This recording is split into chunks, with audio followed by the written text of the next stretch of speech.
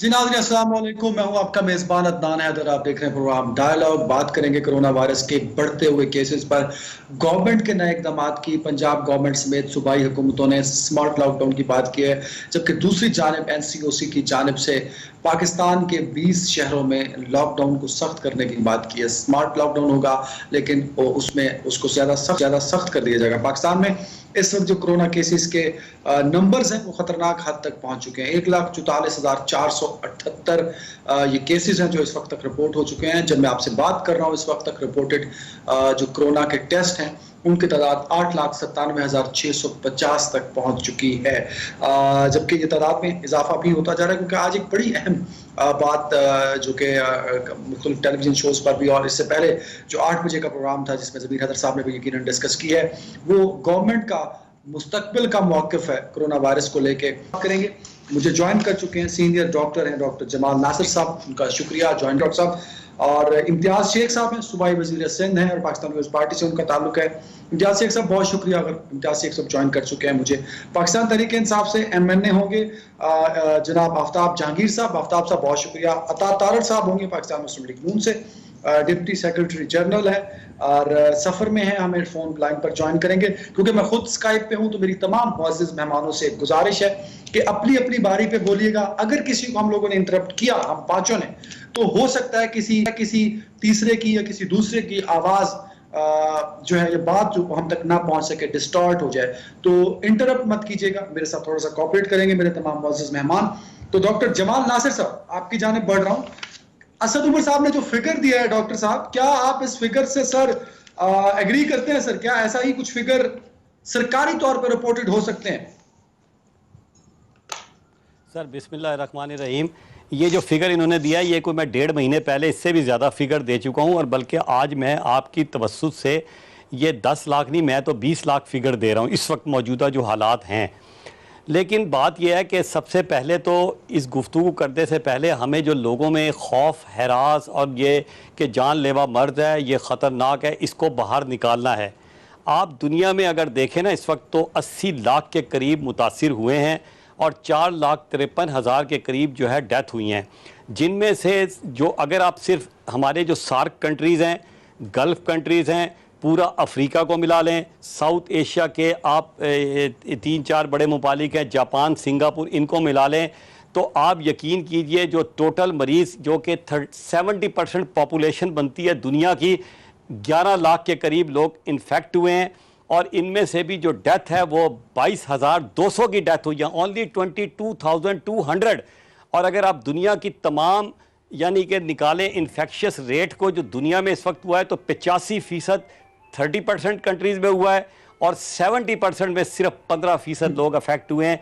और अगर आप डेथ के इस हवाले से निकालें तो जो 70% लोग हैं वहाँ डेथ सिर्फ 5% हुई है और 95% जो है वो बाकी तमाम ममालिक में हुई है। तो पहली बात तो ये देखें ना कि 22,200, जिसमें आपके तमाम, मैंने कहा ना, सार्क ममालिक, सारे ममालिक आ गए, तो अगर आप इसको पर डे निकालें तो 211 पर डे कुछ भी नहीं है जब आप इनको देखें। फिर दूसरी बात यह है कि बड़ी इंपॉर्टेंट, हम कहते हैं लॉकडाउन लॉकडाउन लॉकडाउन। इस वक्त अगर हम आपको, सिंगापुर बहुत ज़बरदस्त कंट्री है, जापान, कोरिया, हम कहते हैं जनाब उनका तो दुनिया की तरक्की याफ्ता कौमें हैं, अगर हम उनका परसेंटेज मॉर्टेलिटी का निकालें, वहाँ 75,000 के करीब हुए हैं और उनका मॉर्टेलिटी रेट 1.8% आया है। जबकि पाकिस्तान में इस वक्त जो मॉर्टेलिटी रेट है वो भी, मैं पहले भी कह रहा था कि जब 2.3 था कि ये कम होएगा, तो खुदा का शुक्र है जो मॉर्टेलिटी रेट है 1.8% पे आ गया है। अगर आप KPK को निकाल दें तो 1.6% पे आ गया है। और जो मैं पहली स्टेटमेंट शुरू की थी कि 20 लाख के करीब हैं, असल मसला ये है कि बहुत बड़ी तादाद उन लोगों की है जो अब इग्नोर कर रहे हैं, जिनको हल्का फुल्का सिम्टम हुआ, नहीं हुआ, जिनके पास पैसे टेस्ट कराने के नहीं थे। वो तादाद ऐसी है, कोई, मैं तो अभी भी कह रहा हूँ लाखों में है, और वो ठीक हो चुकी है। और उसको देखने का एक ही तरीका है जो मैं बार बार कहता हूँ, एंटीबॉडी IgG कराई जाए तो पता चलेगा। ये जो मॉर्टेलिटी रेट है पाकिस्तान में, ये 0.2 या 0.3% है।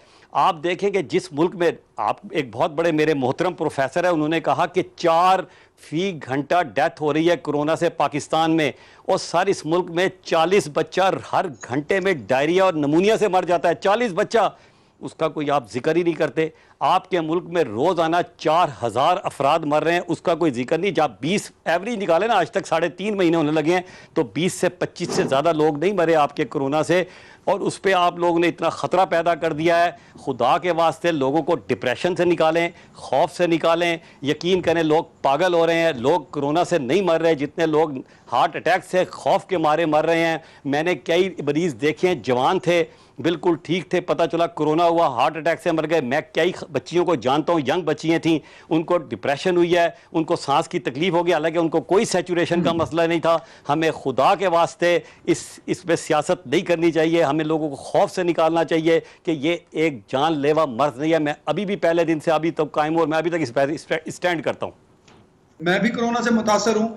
आपको क्या फील होता है कि गवर्नमेंट की जो पॉलिसीज हैं खासतौर पे कोरोना को कंट्रोल करने के लिए, क्या वो एज पर WHO SOPs थी, एज पर इस पेंडेमिक, जो ये पेंडेमिक चल रहा है, उस SOPs को फॉलो करते हुए वो तमाम पॉलिसीज गवर्नमेंट रखी? सर क्या अता तारड़ साहब नहीं है साथ लाइन पे? क्या आफ्ताब जहांगीर साहब हैं हमारे साथ? डॉक्टर साहब आप कह रहे हैं कि खौफो हिरास नहीं फैलाना चाहिए, लेकिन अवेयरनेस बड़ा एक जरूरी फैक्टर है सर। खौफो हिरास नहीं फैलाया, हमने पैनिक नहीं की सिचुएशन को, ना मीडिया की जानिब से ना गवर्नमेंट की जानिब से। लेकिन सवाल ये कि सर SOPs को तो अवाम ने फॉलो नहीं किया उस तरह जिस तरह करना चाहिए था, क्योंकि दुनिया के कई ममालिक ऐसे हैं जहां SOPs को फॉलो किया गया। इसमें इटली है, इसमें खुद अमेरिका है जहां केसेस बड़ी तेज से बढ़ रहे हैं, लेकिन लोग SOPs को फॉलो कर रहे हैं। ताइवान है जहां 0% केसेस आ गए, न्यूजीलैंड है जहां 0% केसेस आ गए। तो SOPs तो अवाम ने फॉलो कर रहे हैं ना सर, तो वो कैसे उसको इंश्योर करेंगे कि SOPs को अवाम जो है वो फॉलो कर पाए? सर देखिए जी, पहली बात तो ये है कि मैं फिर वहीं आ रहा हूँ, इसको तो मैं बाद में आऊँगा कि थोड़ा सा SOP ना आवाम फॉलो कर रही, ना हमारी हुकूमत फॉलो करना चाह रही थोड़ी सी। मसलन आप देखें कि एक जो हमारे अस्पतालों में इस वक्त जो सवाल है वो बहुत ज़्यादा लोड पड़ गया हमारे अस्पतालों पे। हम कह रहे हैं जी मरीज़ जगह नहीं है मिल रही। वजह हुई कि हमने SOP इतने अजीब व गरीब किस्म के बना दिए हैं कि एक जब गरीब आदमी अस्पताल में दाखिल होता है तो उसको जो है आप जब तक उसका PCR नेगेटिव नहीं होता, वो ज़ाहिर आप उसको घर नहीं भेजते कि घर वालों को लगा देगा। अब वो बाज़ औक़ात अस्पताल में दाखिल होने के बाद 14-14, 20-20 दिन दाखिल रहता है, उसको इतनी अलामतें होती भी नहीं हैं, और आपके ऊपर एक अस्पताल में आपके ऊपर एक लोड पड़ जाता है। उसकी निस्बत अगर हम ये करें कि अब इसको छोड़ दें, अब ये यकीन करें we are going toward the herd immunity. अब हम इनको ये जो आइसोलेशन की पॉलिसियाँ हैं ये हैं, और ये जो लॉकडाउन की पॉलिसियाँ हैं, ये लोगों को बंद करने की पॉलिसियाँ, ये ख़त्म होनी चाहिए मेरी ज़ाती राय में। बल्कि हमें अस्पतालों से वो तमाम मरीज़ जिनको हम सेहतमंद है, अस्पतालों से उन्हें डिस्चार्ज करना चाहिए। सिर्फ उन लोगों को रखना चाहिए जिन्हें ऑक्सीजन सैचुरेशन की प्रॉब्लम आ रही है, जिनको सीरियस हो सकते हैं, उनको है। फिर इससे आगे एक और बात मैं करना चाहता हूँ कि हमें होम आइसोलेशन की ट्रेनिंग करनी चाहिए। हमें अपनी टीमें तैयार करनी चाहिए डॉक्टर्स की, जो घरों में जाके जो थोड़े बहुत सीरियस मरीज़ हैं हल्के फुल्के उनको करें, ताकि हमारे अस्पतालों के ऊपर ये बोझ हल्का हो। क्योंकि हम पहले ही हमारे हालात हेल्थ के इतने बुरे हैं कि पिछले कभी भी किसी हुकूमत ने आज तक हेल्थ और एजुकेशन में तवज्जो नहीं दी। वरना अगर आप इसको जो तादाद है, अगर आप यूरोप के ममालिक से कंपेयर करें तो बहुत थोड़ी सी अमाउंट बन रही है। यकीन करें कुछ भी नहीं है, लेकिन बदकिस्मती से हमने अब कभी सेहत पर तवज्जो नहीं दी, ये उसकी वजह से थोड़ी सी हमें प्रॉब्लम आ रही है। आपका दूसरा सवाल जो था वो बड़ा अच्छा है कि इसमें 22 करोड़ को आप कैद नहीं कर सकते। आवाम को खुद सोचना चाहिए, आवाम को जो है वो इस पे SOP को फॉलो करना चाहिए, क्योंकि ये वाहिद इसका जो इलाज है वो यही है कि आप जो है इससे परहेज़ करें।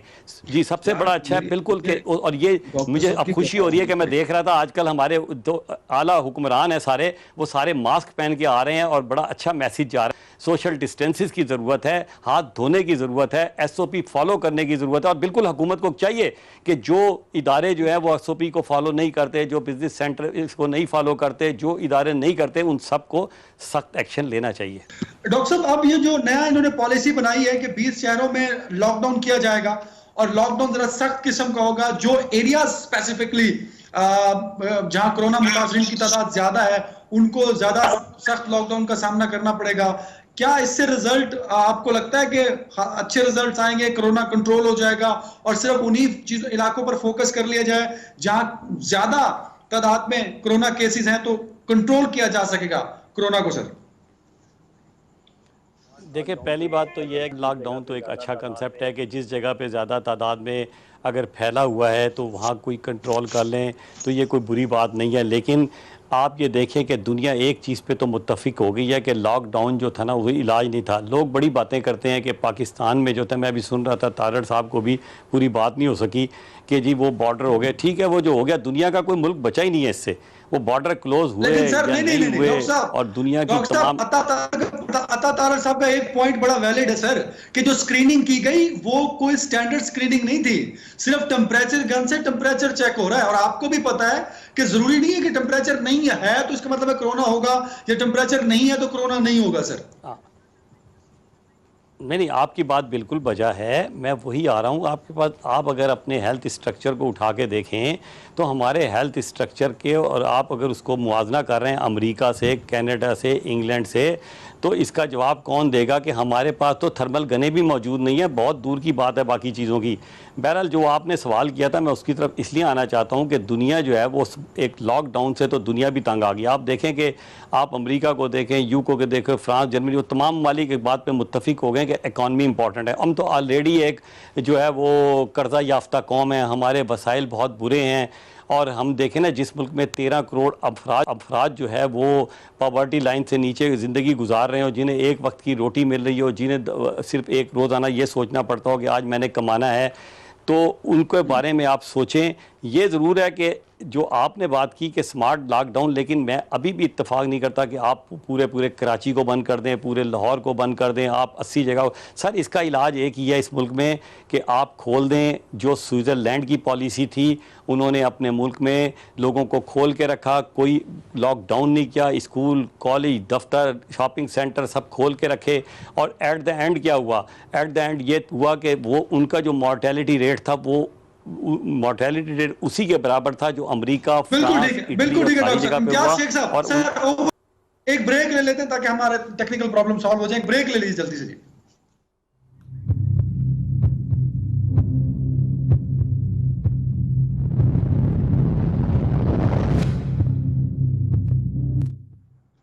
वेलकम बैक नाज़रीन। आफ्ताब जहांगीर साहब, बहुत शुक्रिया ज्वाइन करने के लिए। आवाज का प्रॉब्लम था ब्रेक से पहले। सर, ये बता दीजिएगा, ये जो फिगर्स असद उमर साहब ने दिए हैं, जिसमें 12 लाख की तादाद का खदशा जाहिर किया जुलाई के एंड में, ये क्या आवाम को डराने के लिए है या आप लोगों की तैयारी भी है अगर खुदा ना खास्ता ये फिगर वाकई हकीकत का रूप धार लेता है? सर, बहुत शुक्रिया हैदर भाई, आपने मुझे अपने प्रोग्राम में मौका दिया।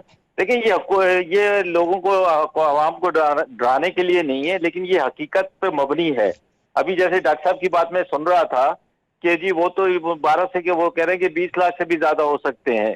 लेकिन देखिए, मैं अभी तक मेरी समझ में एक चीज नहीं आई। हैदर भाई, आप यकीन करें, आप ये इस वक्त शिकार है, मैं अल्लाह से दुआ करूं कि अल्लाह ताला आपको सेहत दे जल्द से जल्द, और आप स्टूडियो में आके प्रोग्राम करें ताकि ये आवाज के मसले भी खत्म हो। अच्छा, दूसरी बात ये है कि हमारे यहाँ टेस्टिंग का बड़ा फुकदान है, हमारे यहाँ बड़ी कमजोरी है। और सबसे बड़ा एक मैंने अलमिया इस सारे से सिनेरियो में देखा, जिससे आप भी और डॉक्टर साहब भी इत्तफाक करेंगे कि हम जो कौम है, वैसे पाकिस्तानी, बल्कि आवाम दूसरी बाहर की दुनिया का तो नहीं मुझे पता, हम अपॉर्चुनिस्ट हैं। हम मौका कोई खोते नहीं है। जो टेस्ट 1500, 2000, 2600 रुपए का टेस्ट है, वो 9-9, 10-10 हजार रुपए का हो गया। जो दवाई इंजेक्शन हजारों में था, वो लाखों में पहुंचा दिया। मतलब कोई चीज किसी मौके पर भी हम जाने नहीं देते। अगर हम अभी भी रैंडम टेस्टिंग करें ना पूरे इलाके में, उस जगह पे जहां पर लोग बिल्कुल इसके एहतियात नहीं कर रहे, तो आप हैरान हो जाएंगे कितने ज्यादा केसेस निकलेंगे।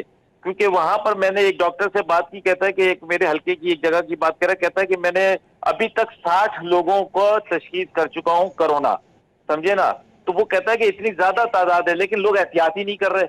अच्छा, वो अपनी विल पावर से चल रहे होते हैं और वो 14-15 दिन के अंदर सही हो जाते हैं, लेकिन वो अब मुंतकिल कर रहे होते हैं, अगर अपनी फैमिली के अंदर मुंतकिल कर रहे होते हैं। इसी तरह वो चल रहा है सिलसिला।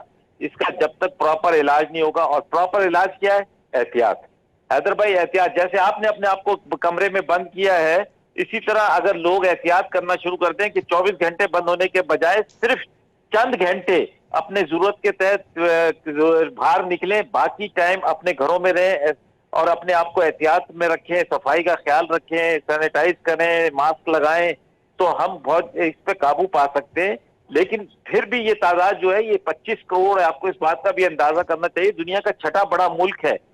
और आप उसका अंदाजा लगाएं कि जो इतने हमसे ज्यादा तरक्की याफ्ता ममालिक हैं, जिनके पास सारे वसाइल मौजूद होने के बावजूद वहां पर इतने ज्यादा तादाद है, तो अगर यहाँ पर ये 12 लाख की तादाद अगर असद उमर साहब ने बताई तो ये कोई अचंभे की बात नहीं है, बल्कि इस पर जो है मैं ये कहता हूँ कि लोगों को एहतियात करें और ये इससे घबराए ना कि भाई ये जरूर होगा, अगर हो गया तो इस पे एहतियात लाजिम है। आपने कितनी एहतियात की होगी, लेकिन आपको भी हो गया, इसी तरह मैंने बहुत एहतियात की, लेकिन मुझे मैं भी बहुत जाता हूँ, लोगों में मिलता हूँ, पाकिस्तान का मेडिकल सिस्टम इस काबिल है कि इतने मरीजों को एंटरटेन कर सके? सर देखें, इसका कोई सिस्टम नहीं है। अस्पताल में ले जाने के बावजूद सवाए वो केसेस जो कि ऑलरेडी किसी न किसी बीमारी के अंदर मुब्तला है, जो शख्स जो बड़ी उम्र के लोग हैं, जिनको कोई स्टमक का प्रॉब्लम है, कोई डायबिटिक्स है या कोई और बीमारी है, वो उनको अफेक्ट करती है, तो उनको ऑक्सीजन या इस चीज की जरूरत पड़ती है जो हार्ट के पेशेंट्स हैं। लेकिन नौजवान और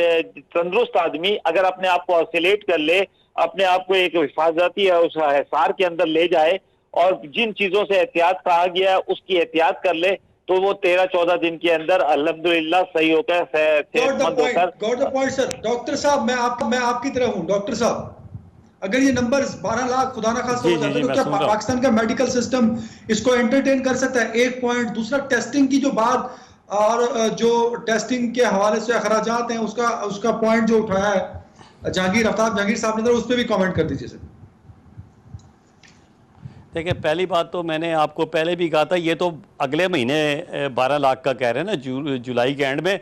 मैं कह रहा हूँ इस वक्त 20 लाख लोग मौजूद हैं। कमाल है, आप मेरी बात को जरा थोड़ा समझिए प्लीज कि अगर हम अल्लाह ना करे ये फिगर ठीक हो सर, पर सवाल ये है कि सरकारी तौर पे तो मैं सर ये है फिगर, सर ये फिगर है जो अदादो शुमार की बात सर, वो आप 1 लाख करते रहे। मैं लेबॉर्ट्री में बैठा हूँ, देखिए मैं लेबॉर्ट्री में बैठा हूँ और मेरा काम है, मेरे पास मरीज आते हैं। हो क्या रहा है, जैसे अभी आफ्ताब साहब ने बात की कि एक बंदे को घर में होता है और 5-6 बंदे जो जवान है ना, वो बिल्कुल उनको कोई सिम्टम्स नहीं होते, वो ठीक हो जाते हैं, वो टेस्ट भी नहीं कराते, वो कहते हैं छोड़ो यार हम अपनी इम्यूनिटी पे चल रहे हैं। वो एक अच्छी खासी तादाद इस मुल्क में जमा हो चुकी है। और अगर मैं वही कहता हूँ कि हम क्यों नहीं ये कर रहे कि हम एक इलाके को लें, उसकी एंटीबॉडी टेस्टिंग करें कि यार इस इलाके के अंदर, क्योंकि अभी देखें अमेरिका के अंदर एक रिसर्च हुई, फ्रांस में हुई, स्पेन में हुई, आपके कराची में हुई, पिम्स में हम कर रहे हैं कि जो एक्चुअल फिगर है, मिसाल के तौर पे स्विट्ज़रलैंड में प्रोफेसर जॉन ने एक स्टडी की, उन्होंने कहा कि ये जो 45,000 है बल्कि 25% हमारी पॉपुलेशन इम्यून हो चुकी है। उन्होंने इसका एंटीबॉडी टेस्टिंग के ज़रिए निकाला। फ्रांस में उन्होंने पास्चर इंस्टीट्यूट ने एक स्टडी की, फ्रांस जहां अब 1.5 लाख केस है, उन्होंने कहा नहीं इस वक्त हमारा 28 लाख लोग इन्फेक्टेड हो चुके हैं। ये डॉक्यूमेंटेशन की बात कर रहा हूँ मैं, ऐसी हवाई नहीं कर रहा। फिर उन्होंने स्पेन में बात की जहाँ की आबादी तकरीबन वहाँ भी कोई 1.5-2 लाख के करीब अगर हुआ था, उन्होंने कहा नहीं हमारी 24 लाख इन्फेक्टेड हो चुकी है। उन्होंने उसको भी एंटीबॉडी टेस्ट के ज़रिए डिटेक्ट किया। हमने ये पिम्स हॉस्पिटल के साथ डॉक्टर साहब से पूछनी है, डॉक्टर जमाल नासिर साहब, क्या आपने को रिटर्न एसओपीज देखा कि ये एसओपीज हैं जी जो एक वेरीफाइड एसओपीज हैं, क्या होने चाहिए थे सर? हाँ, तो मैं ये बता रहा था कि हमें अब इस वाली चीज़ों से आगे निकलना चाहिए कि सैनिटाइज़र का इस्तेमाल करना है, सोशल डिस्टेंसेस का इस्तेमाल करना है। ये सारी चीज़ों हमें अब पता है क्या करना चाहिए कि पहली बात तो ये है कि जो मरीज़ दाखिल हो रहे हैं अस्पतालों में, हमें उनके एसओपी चेंज करने चाहिए। ये नहीं कि एक मरीज़ बेचारा क्योंकि उसके पास रहने की जगह नहीं है तो आप उसे 20-20 दिन रख लेते हैं, क्योंकि पीसीआर जो है वो बाज़ औक़ात 20 दिन बाद, बाज़ औक़ात 25 दिन के बाद नेगेटिव होता है। तो एक तो पहली बात है हमें जो हॉस्पिटल में दाखिल होने वाले मरीज़ हैं उनका एसओपी तब्दील करना चाहिए। और दूसरी बात यह है कि रोज़ाना आपके मीडिया में डॉक्टरों की कंप्लेनें चल रही होती हैं कि जनाब हमें की चीज़ें नहीं मिल रही। ये बात अपनी जगह बजा है, उसकी जगह हमें अब एसओपी ये लेके आना चाहिए कि जो डॉक्टर, जो नर्सिस, जो पैरामेडिक्स अस्पतालों में काम कर रहा है, खुदा के वास्ते उनके आप एंटीबॉडी टेस्टिंग आईजीजी कराना शुरू करें। जिनका आईजीजी पॉजिटिव आ जाता है वो लोग होते हैं जिनकी इम्यूनिटी डेवलप हो जाती है। आप उन लोगों को कोरोना मरीजों के इलाज के लिए लगाएं, क्योंकि मैंने पहले भी आपको बताया, आजकल मैं एक रिसर्च कर रहा हूँ और जिसको कोरोना वायरस हो जाता है उसके अंदर एंटीबॉडीज डेवलप हो जाती हैं, ये जरूरी है। सर जब एंटीबॉडी जिसके अंदर एंटीबॉडी डेवलप हो गई, इसका मतलब ये है कि कोरोना उसके अंदर दाखिल हुआ था। ज़रूरी नहीं कि उसने सिम्टम पैदा किए हों, लेकिन वो चला गया। एंटीबॉडी असल में आपकी फ़ौज है, आपकी पुलिस है, आपकी ताकत है, और ये वायरस को भगाती है, तभी ये एंटीबॉडी का लेवल बॉडी में आ जाता है। तो जिन लोगों को एंटीबॉडी आ जाती है, ये स्टडी हो रही है इस वक्त। डॉक्टर साहब, कितना जरूरी है पॉलिटिकल कंसेंसस इस पेंडेमिक में सर आपकी नजर में? ये मेरे से सवाल किया आपने? जी डॉक्टर साहब, ओवर टू यू सर। जी जी जी, मैं समझता हूँ कि बहुत ज़रूरी है, क्योंकि लोग ये देखते हैं कि हमारे लीडर जो है वो क्या कर रहे हैं, लेकिन बदकिस्मती से जब भी कोई असम्बली का इजलास हुआ, जब भी कोई मसला आया, तो हमें कहीं भी हमारे जो रोल मॉडल लोग हैं, ये जो ज़ाहिर है हमारे रोल मॉडल ही बनते हैं, चाहे वो अपोजिशन में हों, चाहे वो इक़्तिदार में हों, तो इनको चाहिए ये था कि ये सब आपस में मिलकर बैठते और इन मसाइल को हल करने की कोशिश करते। लेकिन बदकिस्मती से अवाम ने इनको आपस में एक दूसरे के साथ मसाइल पे लड़ते झगड़ते देखा। किसी ने कुछ कहा, किसी ने कुछ कहा, हमें कहीं सच्ची बात है कंसेंसस नज़र नहीं आया। तो मैं आपसे इत्तफाक करता हूँ, लेकिन मैं ये समझता हूँ कि इस वक्त जो है कंसेंसस एक बात पे तो ज़रूर होना चाहिए कि जो तमाम लोग हैं वो SOP को फॉलो करें, सोशल डिस्टेंसेस रखें, मास्क पहने, दुकानदार अपनी दुकानों को प्रॉपर टाइम पे जो है बंद करें, और अपनी जो है, आपको एक और बात बताऊं, हम 2-3 बहुत सारे लोगों को इग्नोर कर रहे हैं सारी गुफ्तगू में। एक वो मैंने देखा कि जो शादी हाल है, 7.5 लाख लोग, यकीन करें 4 महीने हो गए हैं, वो उनके घरों में अब शायद चूल्हा भी नहीं जल रहा, वो ज़कात और उस पर आ गए हैं 7.5 लोग। इसी तरह ये जो ब्यूटी पार्लर आपने बंद कर दिए हैं, वो बच्चियाँ अपने घरों को जो थी, तो ये जो लॉकडाउन की बातें सारे कर रहे हैं, सर आपके मुल्क में इससे पहले जो TB से, एड्स से, हेपेटाइटिस C से, मलेरिया से, इन्फ्लुएंजा से, डायरिया से, और सिंध के अंदर सर पॉलिटिकल कंसेंसस इस पे डेवलप होना चाहिए। खुदा ना खास्ता आपका खदशा अगर ठीक साबित हो गया, और डॉक्टर जमाल नासिर साहब तो कह रहे हैं कि आज भी इस मुल्क के अंदर केसेस की तादाद 20 लाख से ज्यादा है, तो ये बड़ी खतरनाक सूरत हाल होगी पाकिस्तान के लिए। इस उम्मीद के साथ कि हम इस पेंडेमिक में एक मुत्तहिदा पॉइंट ऑफ व्यू पेश कर सकेंगे ताकि लोगों के मसाइल हल हो सकें। अपने मेजबान अदनान हैदर को इजाजत दीजिए। अल्लाह हाफिज।